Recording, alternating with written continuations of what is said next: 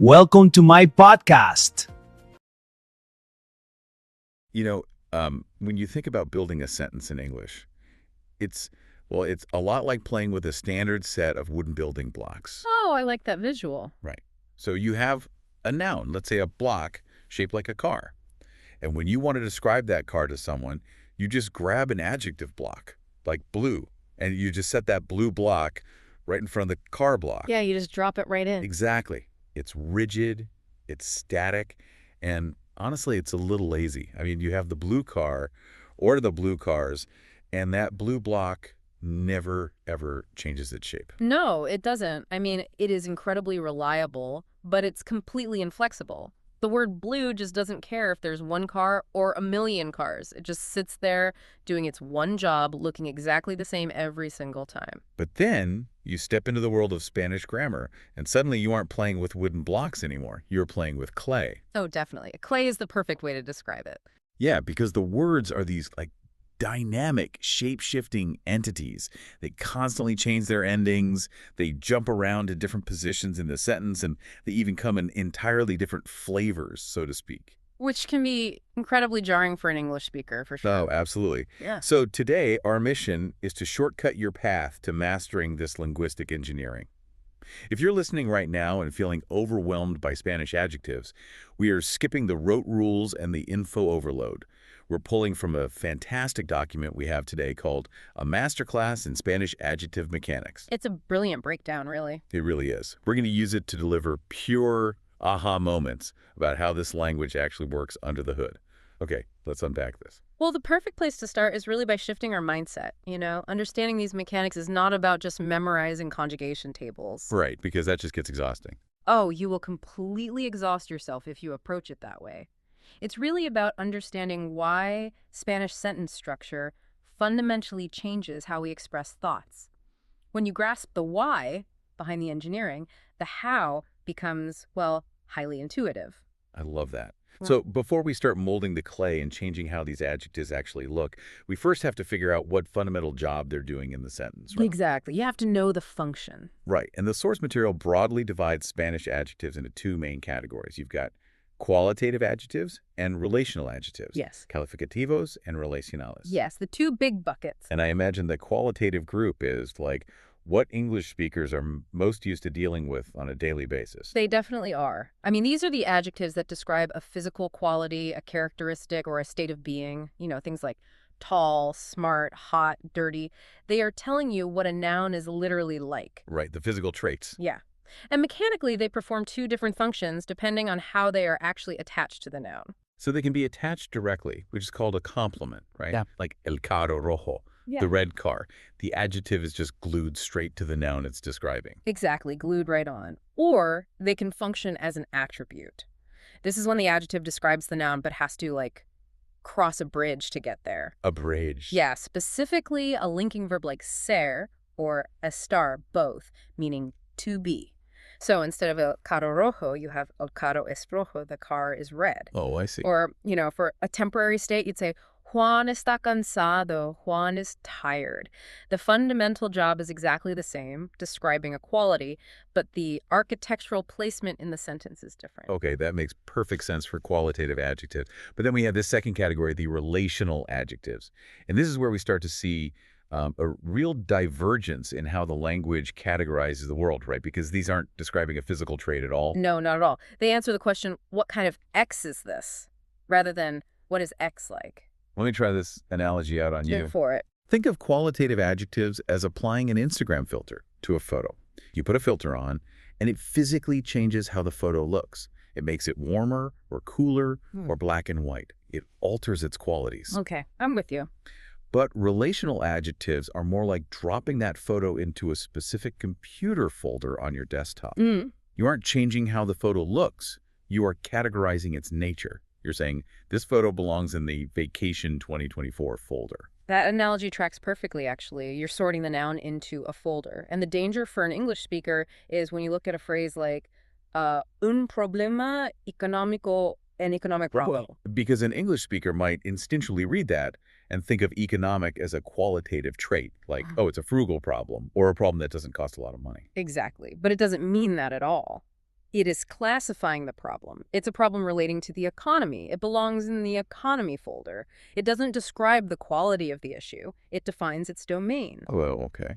And what's fascinating here is a massive subcategory of relational adjectives called gentilicios. Oh, the demonyms, right, the adjectives of nationality. Yes, nationalities. Yeah. English and Spanish handle these completely differently on a purely mechanical level. Oh, you mean the capitalization rule? That's the one. Yeah, that's huge.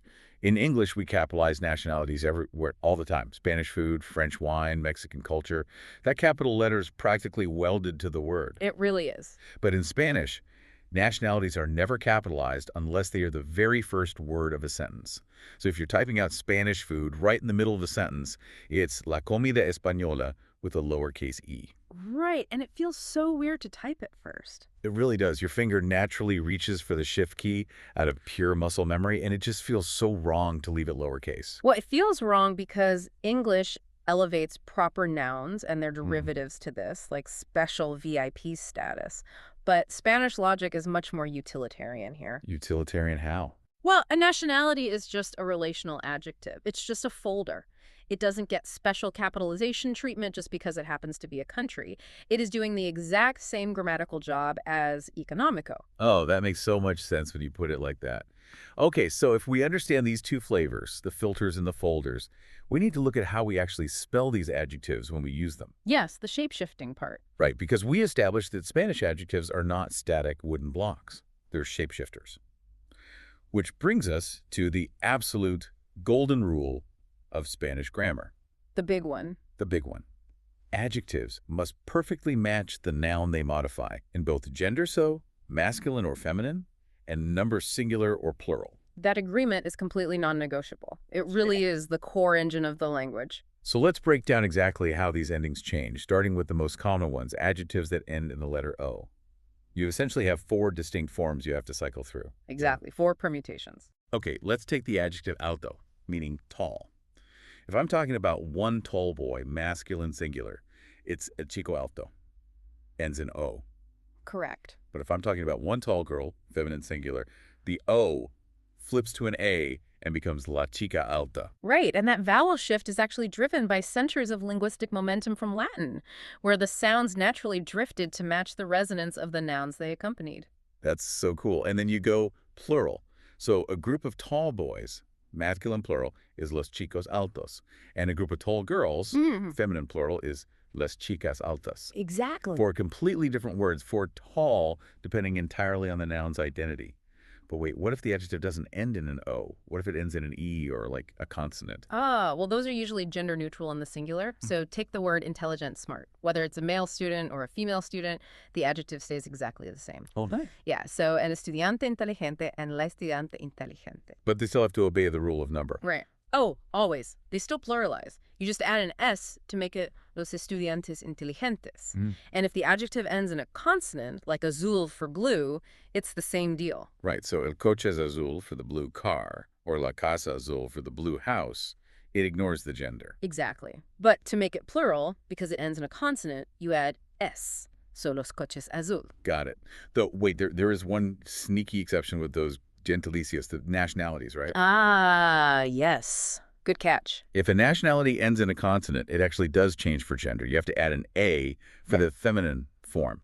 So el vino español, Spanish wine, masculine. Huh. But Spanish beer, which is feminine, becomes la cerveza española. You literally attach that A right to the end of the consonant. Yeah, it's a hyper-specific rule, but you hear it constantly in everyday conversation. Okay, so let me play devil's advocate here for a second. Sure. As an English speaker, looking at this system from the outside, it just feels highly inefficient. I mean, we get by perfectly fine just saying the blue car and the blue cars. The word blue doesn't change, and no one is ever confused about what is blue. Right, it seems redundant. Yeah. Why does Spanish demand all this matching? What is the actual engineering purpose of all this linguistic gymnastics? That is the core question, isn't it? It can absolutely feel like unnecessary busy work, but you really have to view this agreement not as a chore, but as a kind of linguistic glue. Linguistic glue. Okay. Think about English. Because our words are static blocks, we rely entirely on strict, rigid word order to know what is describing what. If you scramble an English sentence, it loses all meaning. Totally. But in Spanish, because the adjective perfectly matches the noun in gender and number, it clearly binds those words together. They share a sort of magnetic frequency. Oh, wow. So even if the words are physically separated in a really complex sentence, you know exactly which noun that adjective belongs to because their endings are locked together. Exactly. It frees the language up. It allows for incredible syntactic flexibility, emphasis, and, well, poetry that English really struggles to achieve. The heavy lifting is done by the morphology, the changing endings, rather than just the word order. A linguistic glue. Yeah. I really like that. It reframes it completely. And if these adjectives are coated in this magnetic glue, it implies they don't necessarily have to sit right next to the noun exactly the way they do in English. That's right. They have more freedom. But where do they usually sit? Because in English, it is always adjective plus noun. The green apple. Yeah. The tall building. Mm. But in Spanish, the standard rule is the exact opposite. Noun plus adjective. Here's where it gets really interesting. The postnominal position. The adjective comes after the noun. Going back to our analogies, think of English like a concert where the adjective is the opening act. It sets the stage, it gets the crowd warmed up, and it tells you what kind of vibe to expect before the main event finally arrives. I love this. You hear the green, and your brain is instantly prepped for a green thing, and then apple arrives. But in Spanish, the noun is the main event. It walks out on stage first, bold and unadorned. La manzana, the apple. Right. And then the adjective comes out as the encore to color it in and give it detail. La manzana verde. The encore. Yes, exactly. And if we connect this to the bigger picture, there is a very specific, logical reason why standard Spanish places the adjective after the noun. It's about establishing a universe and then filtering it down. Okay, filtering it down. Yeah, in grammatical terms, these are called specific adjectives, or adjetivos especificativos. So how does that filtering process work in a normal everyday sentence? Well, say you tell someone, tráeme la camisa azul, bring me the blue shirt. Yeah. When you say the noun first camisa, you are functionally summoning the entire universe of shirts into the listener's mind. You establish the core substance first. Right. Then, by putting azul after it, you are throwing a spotlight onto one specific item within that universe. You are specifying your choice. Bring me the shirt, specifically the blue one, excluding the red one, excluding the white one. Ah, so you establish what the thing is first. Like, es una computadora eficiente. It is an efficient computer. First, we identify the object, a computer. Then we narrow down what specific type of computer it is within the vast universe of computers, an efficient one. Precisely. It fundamentally prioritizes the substance of the thing before layering on its superficial characteristics. The noun is the anchor. That is so cool. Okay, so we've established how adjectives change their endings to lock onto nouns. We know the difference between filters and folders, and we know they usually sit after the noun to filter a universe. We've covered a lot of ground. We really have. But what happens when the blue or the tall isn't binary? Like, what if there are levels of intensity? How do we compare things when we can't just slap an or est on the end of a word like we do in English? Degrees. Spanish handles degrees of intensity very differently. In English, we take a morphological approach. We literally mutate the word itself, tall, taller, tallest. Right. Spanish takes a modular approach. It separates the degree job from the matching job. Which makes total sense.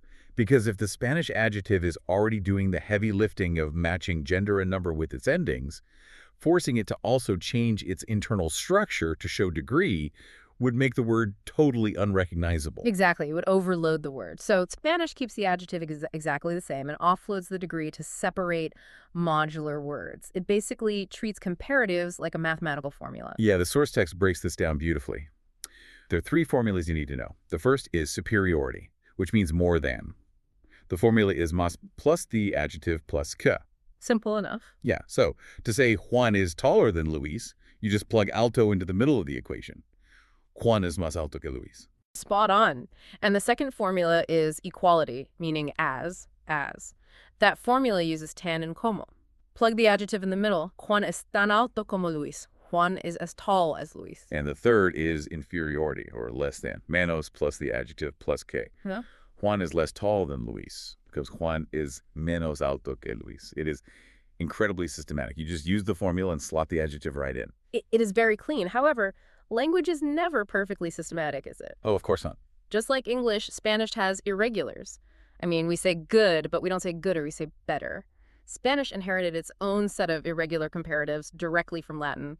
Comparativos cultos latinos. This raises an important question, though. Why do these irregulars stubbornly survive? If the mathematical formulas with mas and minos are so efficient, why didn't these Latin words just adapt to the new rules over the centuries? Well, this raises an important question about how language evolves. It all comes down to linguistic frequency. The words that resist standardization are always the words we use the most. Good, bad, big, small. Ah, because we say them all the time.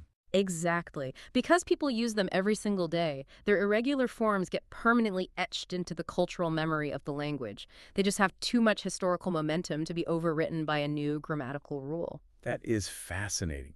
Okay, so let's run through these 4 key Latin irregulars that survived. And the stern warning to you listening right now is, do not ever use the word mas with these irregulars. Please don't. It is the exact equivalent of saying more better in English. So first we have bueno, which means good. The comparative is mejor, which means better. Este libro es mejor. This book is better. Then the opposite, malo, meaning bad. The comparative is peor, meaning worse. Tu idea is peor, your idea is worse. Then we have grande, meaning big. The comparative is mayor, which translates to older or greater. Mi hermano es mayor. My brother is older. And finally, pequeño, meaning small. The comparative is menor, meaning younger or lesser. Tu hijo es menor. Your son is younger. Major, peor, mayor, menor. They stand alone. No más required. Got it. And that brings us to the ultimate level of intensity, the absolute superlative. Superlativo absoluto. This is when you want to say something is extremely high in a quality without comparing it directly to anything else. Right, it's independently extreme. Exactly. It's not better than something else. It's just extreme on its own.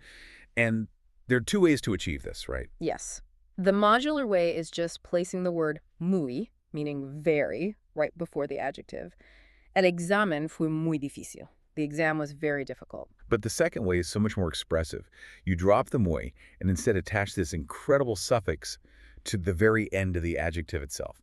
Ísimo or ísima. Right, so muy difícil becomes dificilísimo. It translates to the exact same concept, extremely difficult, but it packs significantly more emotional punch. It really elevates the register of the sentence. Dificilísimo. It is such a fun word to use. You really get to lean into it. You really do. So what does this all mean? We set out today to shortcut your path through the mechanics of Spanish adjectives and to see the engineering beneath the surface. We've seen how you have to move away from the static, lazy English blocks and embrace dynamic Spanish clay. It's a big shift. Huge.